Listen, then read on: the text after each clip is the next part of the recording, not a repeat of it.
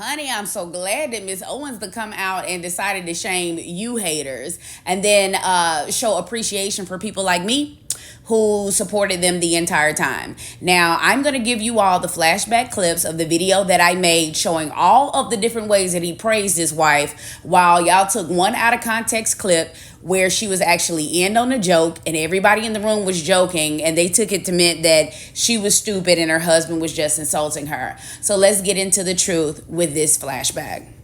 Hey Simone, so do you think Jonathan's gonna cry? Yes, Jonathan's gonna cry.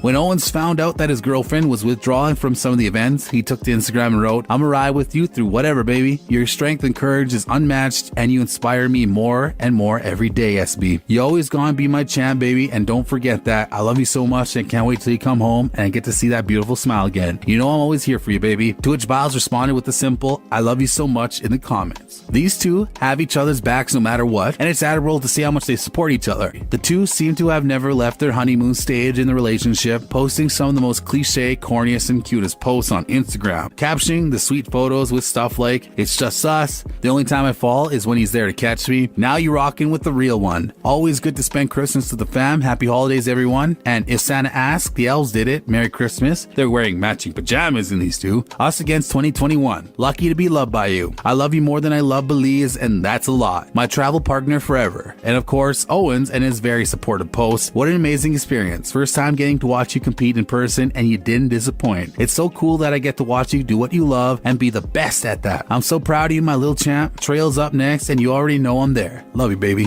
He even admitted that he thinks gymnastics is harder than football. Besides being incredible athletes, the two have bonded over their shared sense of humor and their love for their pets. When your dogs have become best friends, it's practically set in stone, right? What kind of monster separates their dogs from their best friends? Not only do their dogs love each other, Biles' family loves Owens as well. The two spent their holidays together, and Biles said that her family loves him. Apparently, this is a big deal in the Biles household because their parents have been known to be harsh towards others. Owens gets along with their family so much that he occasionally hangs out with them without her. That's when you know you're in good with the parents. Biles' coach thinks that a relationship has made her a better gymnast. Her emotional and mental support from him have made her a more confident gymnast, and her coach sees it in her performances. So let me get this straight. With no proof of Jonathan actually harming anyone, he's being crucified.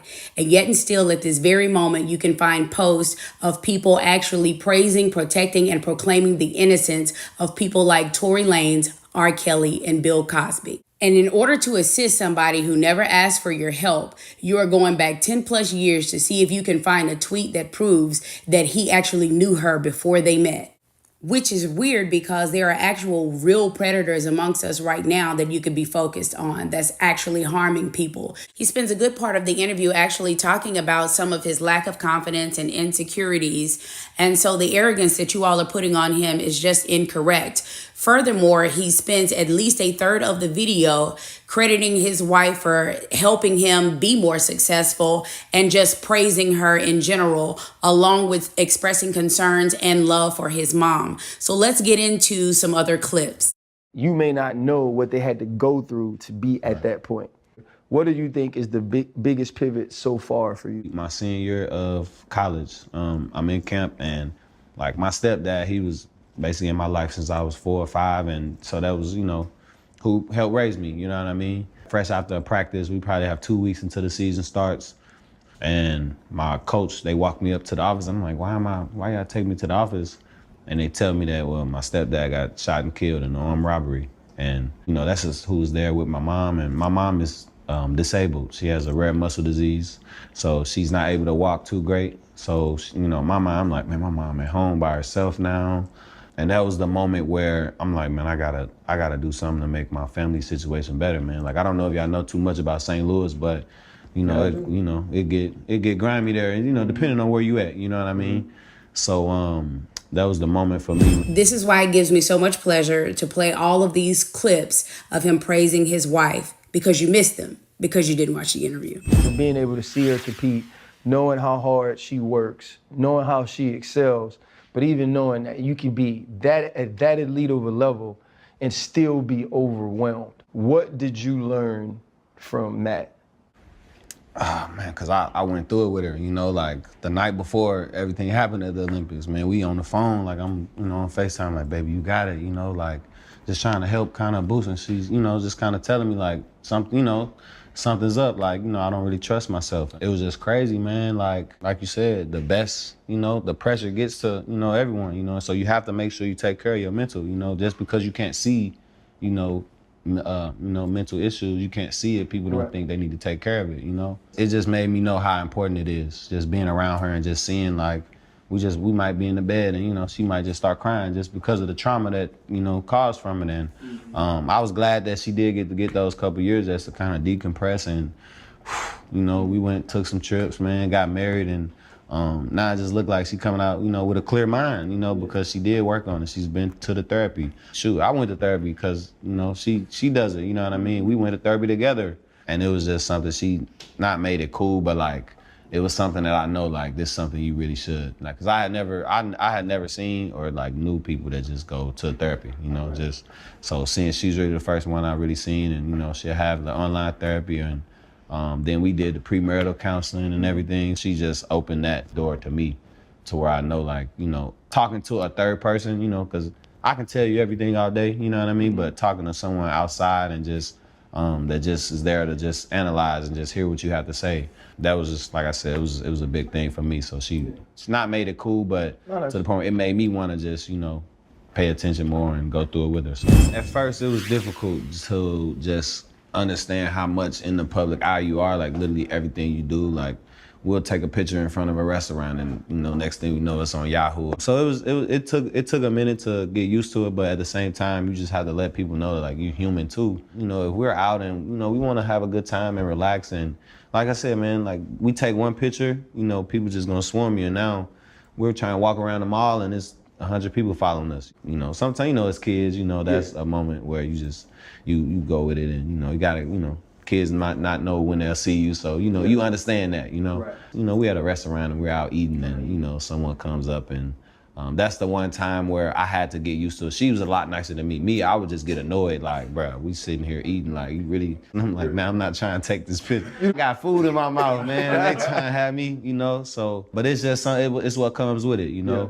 And that was one thing, like, the way that she handles it is, I just watch her, she has her times where she, like, she'll take every picture, but then, if we're doing stuff and she doesn't want to cause a scene, like, especially sometimes at the game, she'll, right. Like, I'm here for him. She does support you, right? I'm here for him. Like, I don't want to, so, and I appreciate her for that a lot. Like, she's helped me transition into the spotlight because before I met her, like, I was just a regular NFL player. So I can walk around the mall, people would, and that was all I knew at the time, but then when I got with her and I did see how much in the public eye she is, how many people recognize her. I mean, we're out the country and, we're still looking over our shoulder, Right. I just, man, she's kind of taught me how to deal with that.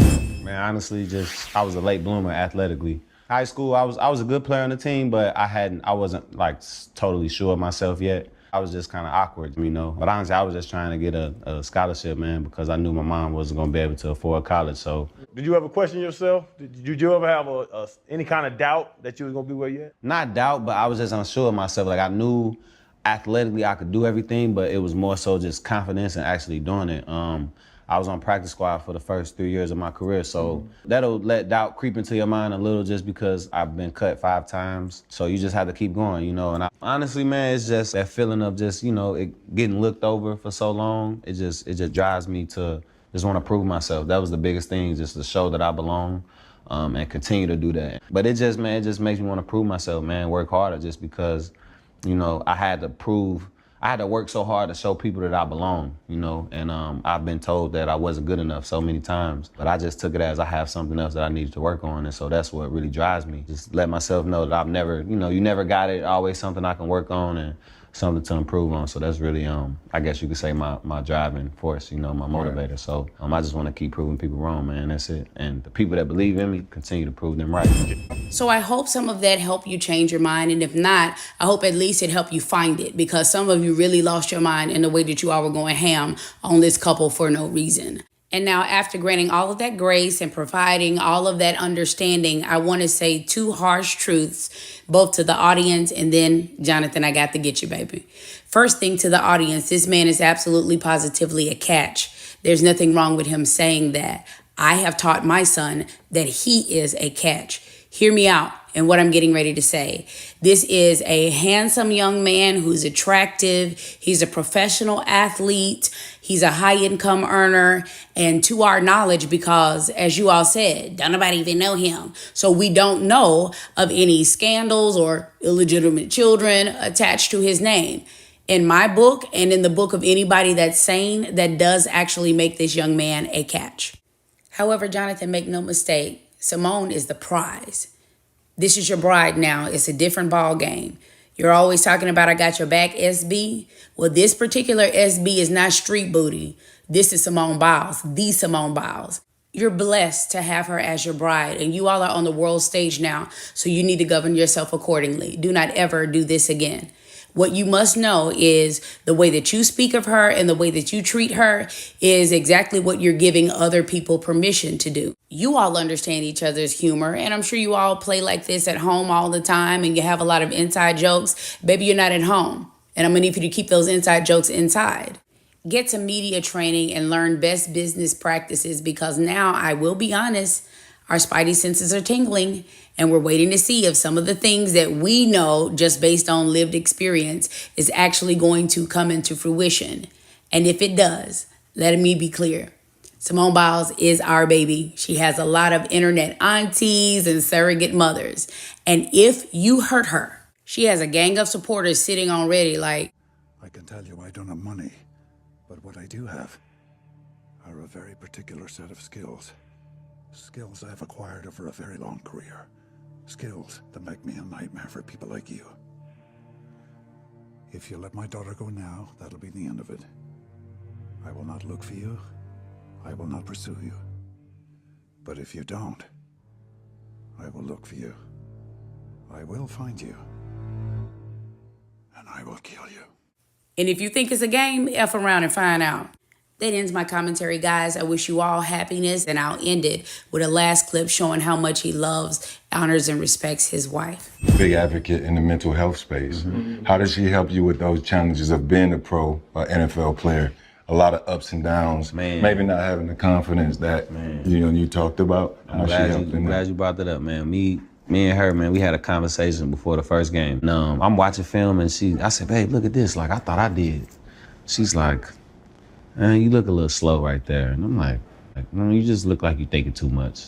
Anybody else, any other woman other than her, I'd have been like, man, what are you talking about? But she said that, she's like, I just been noticing it, I noticed it for a while. I just didn't say anything to you, but she did. And when I thought about it, my coaches have told me that, because I'm very I've always been like a nerd in school, very analytical thinker, and she told me that, and it brought it to my attention, and it was slowing me down just because I went to the sports psych guy with the Packers, and he told me it was called paralysis by analysis. So you trying to be so aware of everything that's going on that you freeze yourself, and you know what I mean? But when she did that, it made me, have to work on myself, because I did realize I was confident, but it was almost like pretend confidence, just because I know I'm supposed to be confident because I'm in the NFL, In my mind, I still hadn't proved myself enough. And man, we had that conversation, and I went, to the sports psych guy, just talked to him about it. And he told me about imposter syndrome and just thinking that you are, everyone else thinks that you're something else, and but in your mind, you still don't feel like you deserve it, That was really something that I was dealing with. Sports psych guy a few times a week, man, talking with him, and she told me though, she's like that's what I like right there, and just seeing how fast and just quick and just making fast, full speed decisions. It was a game we had against the Rams. She's like, I was surprised you went that fast. I didn't think you were going to, you know what I mean? And so that was the moment I told her, I was like, whenever I write a book one day, I'm going to come back to this situation, this conversation we had. We just laying in the bed, man. I'm watching my iPad, and she tell me that. But, that's what, I think about all the time. I'm going to tell her that was the big moment in my career where I feel like my trajectory in my career changed.